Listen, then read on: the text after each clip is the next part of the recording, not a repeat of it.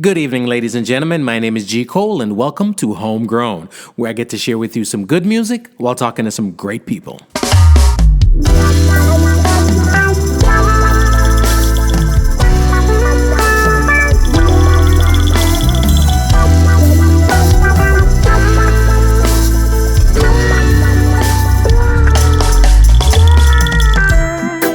Hello world, I hope you're feeling as good as I am. I want to big up all my homegrown listeners and welcome all the new listeners. If you haven't yet subscribed, please do so we can keep you updated when new material is available. We will be posting new episodes bi-weekly. Want to thank everyone who has been listening and sharing. Please leave us a comment, we'd love to hear from you. Please check out the website homegrownwithgcole.com to listen and for all things homegrown. The podcast is available on iTunes, Spotify, TuneIn, Stitcher, Google Play, iHeartRadio, Radio.com, Amazon, wherever you listen to your podcast, we're there. We're very, very interactive. Please follow us on Instagram, Facebook, and Twitter at MyGCole. The video of this interview is also available on YouTube. Please subscribe to our YouTube channel. This is episode 164, and today's show, I'm coming to you live and direct from the beautiful island of Antigua and Barbuda. To be exact, I'm at the Wavy Wicket at the Veranda Resort and Spa. It doesn't get any more lovely, more beautiful than this. And of course, today's conversation is what legends are made of, man. If you are a cricket fan,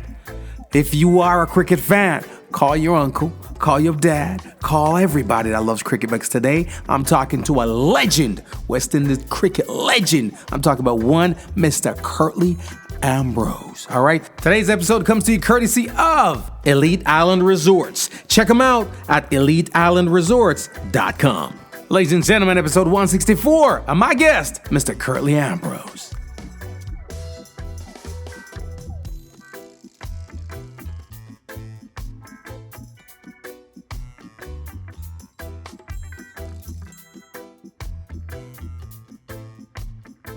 Hello world, it's yours truly G. Cole, and we're back again, and I'm having one of them conversations I love to have, which is conversations with the legends. No offense to anybody, it's to talk to you guys on another day, but we're talking legendary stuff right about now. And today my special guest, all right, this is special to me, my friends, my brother, my father, my mother, everybody that loves cricket and music. The legendary Sir, don't leave off the Sir Curtly Ambrose. Welcome, sir. Thank you very much. Welcome. Pleasure. Thank you. Again, we're at the Wavy Wicket, rightfully. You know what I mean? It's fitting. I can't get away from the cricket scene, can I? No, not even for try. All right. I'm sorry, your next album will be called Cricket. Yeah.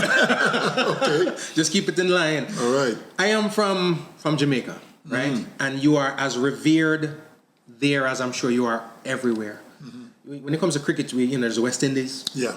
But then there's individual countries, there's Jamaica, there's, Antigua, everybody. But you're a legend there too. I always wondered, when it comes to these rivalries, right? Island rivals with cricket guys. Is it a real rivalry, or is it just relegated to the game at that point? Because you guys got to get together and play again later. No, it's just about the game. Just about that particular game? Yeah, it's never personal. Right. And of course, it's about bragging rights as well.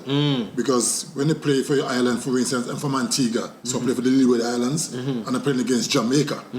We want to beat up on Jamaica and the other territories as well. Right. So when we get together as a West Indies team, I can be saying, remember that licking I put on you the last week, that kind of. So the competition was very, very fierce, but all in the good spirit of the game and never personal. It's just about bragging rights too.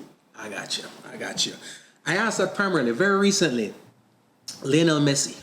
The most popular soccer player in the world. Some arguably say the best ever.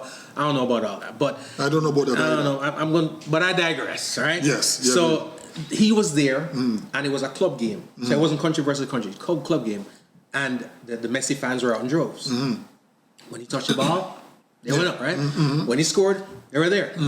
So people were like, that's not patriotic, whatever. And the only reference I could draw, I said, but when Curtly Ambrose used to come on and play.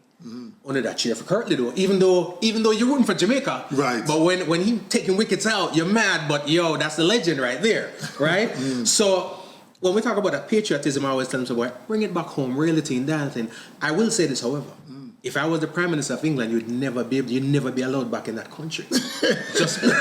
I'm just saying, based on the stats and what I've seen and the terror. I mean, when I put by your passport, Curtly bin Laden or something, you just can't come back in the country because so many hearts have been broken. What's your relationship with the folks in England? Brilliant. Yeah? Yeah. As a matter of fact, we played last night. The Spirited Band plays last night. And the resort we played at had a lot of English folks there. And they kept saying something I've been hearing all my life. Man, we used to hate you when you played against England, you know. But you're a legend. We love you, but you know what I mean, you know. So they appreciate good cricket, even though they wanted England to win. So I get that every time. We used to hate you. You used to destroy England or whatever. And I said, well, nothing personal, you know. And they say, meeting you away from cricket, you're so different. You know, I said, well, of course, when I'm out there, I put on my maroon cap. It's business. Problems. I want to win. But off the field now, I'm just a gentle soul, you know, I'm different. And they couldn't believe it, you know. So I get it all the time. So I understand what you're saying. You know, All right, England, we'll let you guys know. But I'm just saying, I would still not let you in. But that's just me. That's just me. You are arguably the most feared.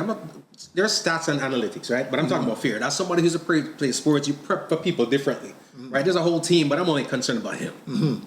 So you're arguably one of the most feared fast bowlers out there. Was there any batsman that you had to prepare for differently, or even before the game you were concerned about throughout your tenure? Well, I wouldn't say concern, because I believe so much in my ability. And I'm a very, very proud man. And anything I do, I want to be the best at it. So I've never really get myself concerned about who I'm playing against. Because in my mind, I've always believed I'm good enough to take care of you. It don't always work, obviously, because I've got my fair share of licks. But that never deter me. I've always believed that I'm good enough to take care of you. But yes, you know you're playing against some teams, and you know they're great. Especially have some great batsmen in that lineup as well. So we discuss them, how we're looking to get them out cheaply and that kind of stuff. But I've never really concerned. Even if I'm getting licks, I say, you know what, okay, today's your day. I'll come back for you tomorrow. Come back tomorrow. So I've never really been a concerned person, because I always believe I can get the job done. Yeah, so I'm very, very positive and confident in what I do. So I guess some may say arrogance or being cocky. Confidence, but I'm full of confidence. And even though you're beating me, I figure, you know what? You got lucky this once. I'm going to take you next over. You know, so, I mean, it just is a confident thing. And which is required for you to be an athlete, right? Yes, of course. If you're not confident, you're not going to make it. And it does show. Yeah. Because even if I'm getting licks, you know, some bowlers can't take it. And they'll walk away, shoulders droop, head down. Not me. I'm still standing firm at all. Let you know well. Like it never happened. Yeah, even though you're getting some ones off me, I'm still here in your face. You know? So it's just a confidence thing. I love that. There's always rumors surrounding every athlete and the prowess of what they do and whatnot. There was a game, I didn't see it, but I was told that you shattered some helmets. Is that real, that like people's helmet get cracked up and smacked up? Is that true? No, it's not exactly true. Statute of limitation has passed now, so them can't sue you. No, you know, helmet protect players quite a lot. Because let me tell you, that 5.5 ounces ball, trust me, when you get hit with that, it's no joke business. Believe me. But yes, you know, sometimes guys get hit on the helmet, but you're protected. You know, so which is important. I mean, that's why I've given so much credit for the guys before helmet time. Because, I mean, when you're playing against a fast bowler bowling 90 miles an hour, if you're hit, it could be fatal. You know? So those guys from the past, before the helmet era, they were special. So you probably weren't one of them playing it before helmet era either, right? I just about the helmet came on the scene, so I was kind of lucky, you know. But I mean, I've always said that if you got the protection, use it. Because this 5.5 ounces, trust me, bouncing off the pitch. When you get hit, trust me, it's a problem. It's a serious thing, So once you get the protection, use it at all. Don't take any chances. I love looking in the rearview mirror a lot. Basketball could have been an option, I was told. Yes, quite right. Did you, from a kid coming up, was it borderline predetermined? I feel like all the great people, it's like it was almost predetermined. Once you came out the womb and they looked at me like, you know something? Cricket, you know what I mean? Basketball, whatever the case may be. Was there a particular time in your life coming up when you made that decision, that epiphany came about that, you know what, cricket is what I'm going to do? No, because growing up in the small village of Sweets, we get thing from America all the time. So basketball was ingrained in me from early. Right. I just like the excitement, the in your face and posterize and all that. That was, to me, was excitement. My mother, who was a cricket freak, always wanted a cricketer in the family. Right.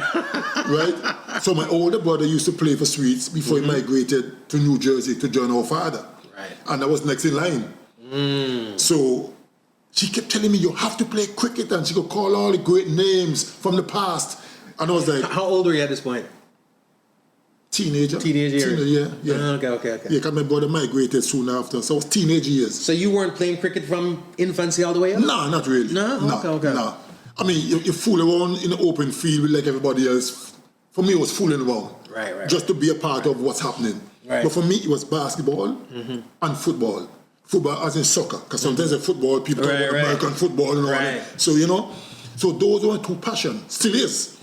Cricket was never on the radar. I was like, man, I can't be out in hot sun for 5 days, 6 hours every day. Fully dressed. Yeah, that's not my thing. Yeah. No excitement. Right. Basketball, 48 minutes, you can slam dunk and posterize people, and that to me is excitement. Yeah. Or with football, dribble past two guys and let them look stupid, and so those to me was my passion. Yeah. And then my mother kept saying, cricket, I said, not me and that. Right. And then when I was 20 years old, that's when I started playing cricket for Sweets Cricket Club. Are you serious? 20. I played 2 years in secondary school. Right. Primarily because the captain was from Sweets, my village. The vice captain was my cousin. He's also from Sweets. Oh, so they set you up. So they just dragged me into the cricket team, right? So I went reluctantly. I didn't want to play no cricket. Right. So I played 2 years in secondary school.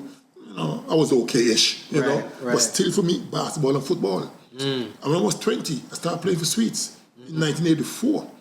So a lot of people thought I started late. Right. And then, funny enough, the very next year, in 85, I was selected for Antigua national team. Wow.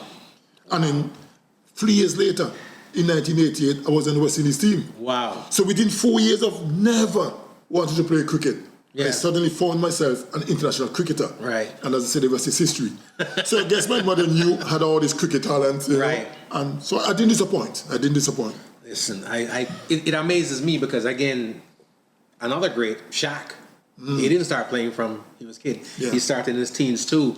But it always amazes me because a lot of this stuff is mental. Yeah. It's strategy. And it's a lot of the things that people tell you, coaches have prepared you from you were small. Yeah. So you're pretty much coming from, for lack of a better word, behind the 8 ball to being the best, arguably. See, that comes from my competitive instincts and, of course, my pride. Because, like I said, anything I do, I want to be the best at it. Yeah. People don't remember second and third. So, I want gold, silver and bronze. Right.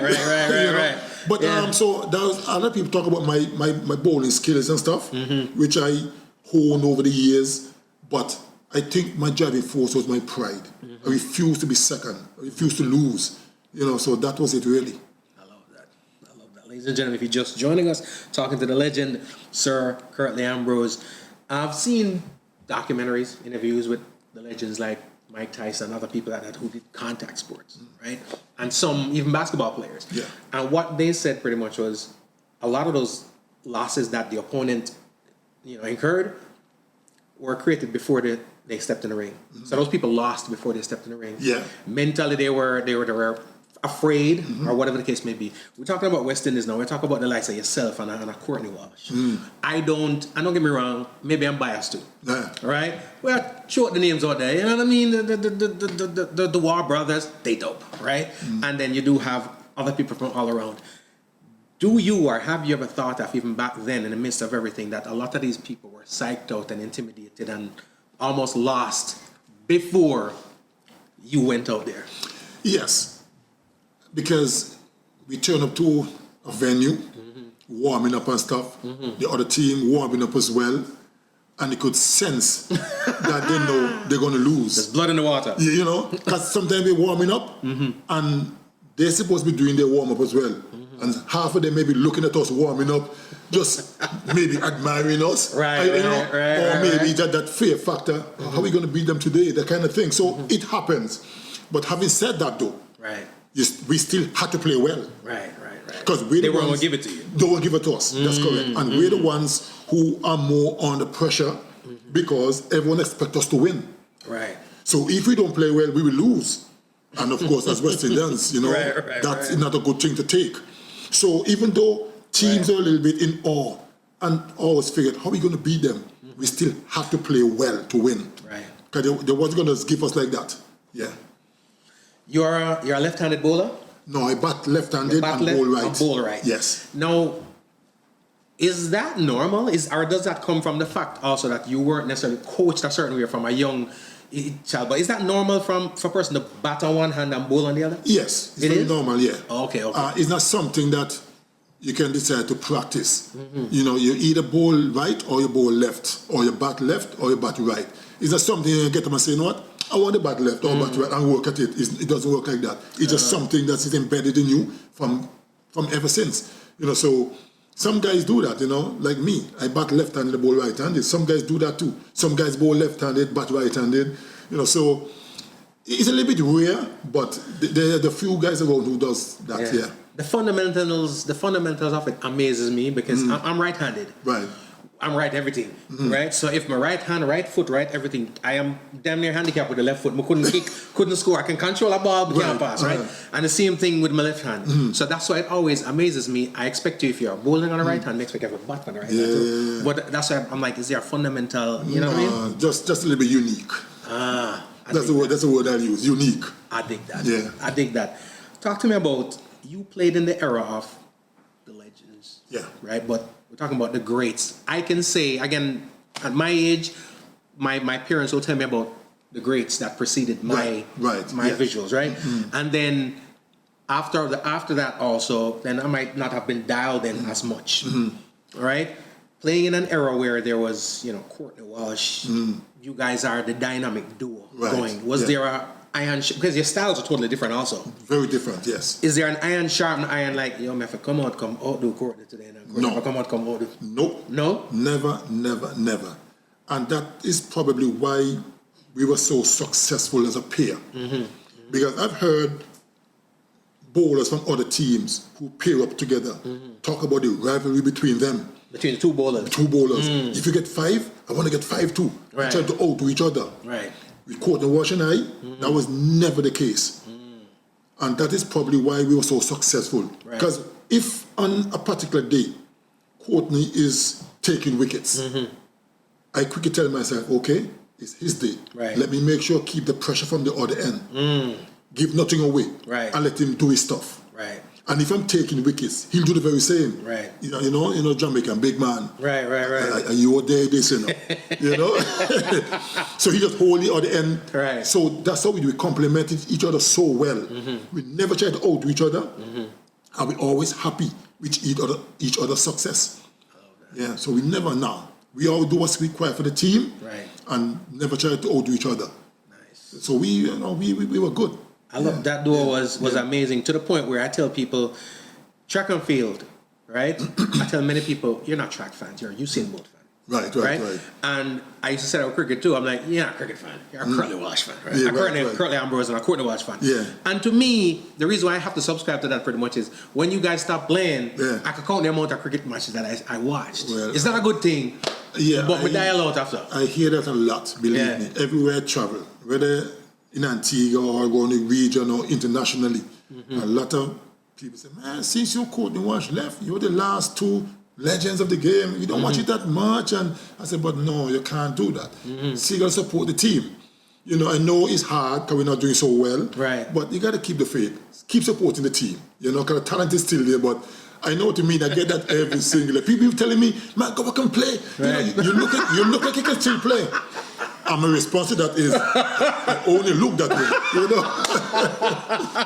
Yeah. So it's nice to know that we've left a mark, and people really appreciate what we did for cricket.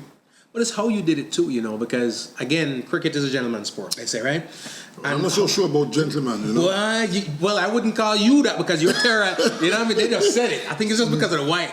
But it was a different energy. Yeah, it was. It was a different time. And guess what? Ebbs and flows, maybe it'll come back. Who knows? Now, you're talking about, again, you coming over into now music. Yeah. Right? You are you're a musician. And like you mentioned, terrorist on the pitch, but again, a gentle soul. Yeah. Otherwise. Was this music thing a part of your life even back then? Yes. From ever since I can remember, I've always loved music. Always. Of course, you know, when I played cricket as well, just before we take the field, after warm-ups and they come back in, get dressed to take the field, always, back in those days, was Walkman, you know, plug into my ears for even 5 minutes, listen to some music, whether it's calypso or reggae, whatever, just calm me down a little bit, and then go onto the field. That was my routine. So music has been, since I was a kid, really.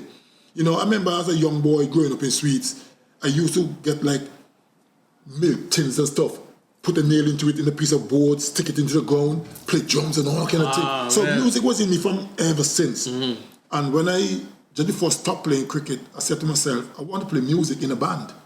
My thing was to go to music school and learn music properly and I get into a band.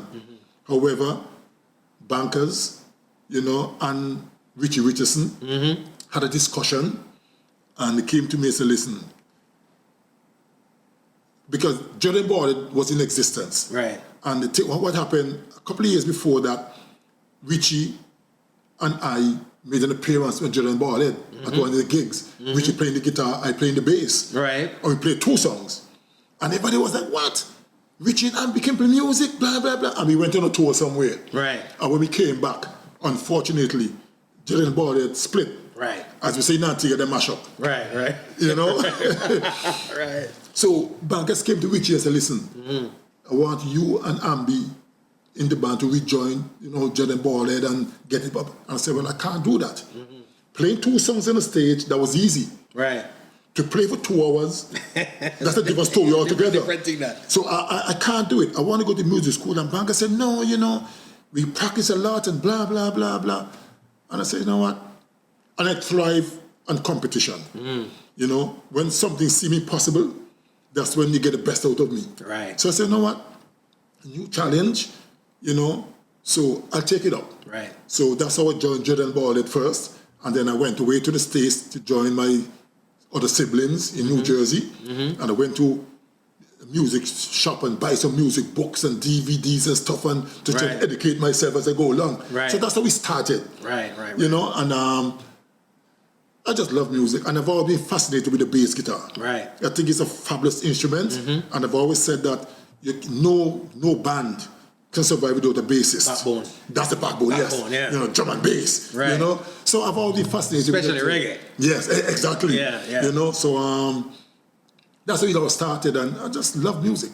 Man, I need to go check out all the music. And can you tell the masses when and where you're going to be this week? And of course, where they can check you out social media wise or otherwise for the music. Yes. Well, unfortunately, Jordan Barbuda is no longer in existence. You know, Bankers, who was the lead singer and director of the band, decided to go a different route. So we, or the musicians, decided, well, we want to continue. So we just continued the band, got a couple of female singers. So we now call Spirited. And we play at King's Casino every Friday night from 10:30. You know, so if you want to catch Spirited, every Friday at King's Casino. And of course, every Saturday we play at Galley Bay Resort. You know, as well. And of course, we do other gigs from time to time. We play for a lot of weddings as well. Because a lot of UK visitors to come here to get married. It's a big thing in Antigua. And just because of Sir Richie Richardson and myself in the band, they always hire Spirited to play at their weddings. You know, so the cricket connection and the music. They need to be banned from the UK too. It's a big thing. So Spirited is doing very well. You know, so I mean, we're very active, we're busy. Considering Antigua is a small island with 1,000,001 bands. So, you know, we're doing quite well. I love that. Are you on social media? Yes. Yeah, if you type in Spirited or whatever, you'll see a lot of clippings and dates and all kind of things. So, Nice. First of all, thank you so much. Appreciate the time. Appreciate the effort. Appreciate you showing up. And ladies and gentlemen, it is G. Cole. It's Homegrown. Sir Curtly Ambrose. When you come to the man, show them come check out some music. Don't wait for guys to remember cricket. Come, I don't understand them. Yeah. Don't listen to tune, but wait for the break because you need for guys about cricket. You UK people who came over to have him, but you went with jaw suck. Because me tell you this, I would kick you out of the country too. All right? Because the trauma is still fresh. Right. But we love you. We appreciate you. Thank you so much for the legacy, for the legend. And maybe you can just play again. That's just one over. Well, I tell you this. In 2019, I was in England for the World Cup, the 50 over World Cup, doing commentary. And I had a few off days when no cricket is playing. And a friend of mine called me up and said, listen, why did you come and play a couple of games with us? It's T20 games, but bowling over two. I said, well, why not? Let me see if I still have it. Big mistake. I bowled 2 overs, and for the next few days, my body was aching from head to toe. I said, you know what? Leave this cricket alone, right? It's not for me anymore. It's too much. So you can't pay me enough to play. So it's your time. I'm done with that, yeah. You're sticking to the base. Sticking to the base. A lot more fun, no headaches, and I'm good. Sir, Curtly. Yeah, man, it's a pleasure. Thank you so much. Very much, man. Good. Much Thank love. You. Good, man. And there you have it. Thank you so much for tuning in. It has indeed been a pleasure. Please remember to subscribe to the podcast. Homegrown with G. Cole available everywhere. All right. Also subscribe to our YouTube channel. And remember, be safe, be kind, and be good to each other. My name is G. Cole, and this is Homegrown. Nakikinika sa música, Homegrown with G. Cole. Estás escuchando Homegrown con G. Cole. 您现在正在收听的是 Homegrown with G. Cole. You're listening to Homegrown with G. Cole. Remember, all the music played here on the podcast Homegrown with G. Cole is available on iTunes, Spotify, Apple Music, and all your digital retailers. Please support the artists.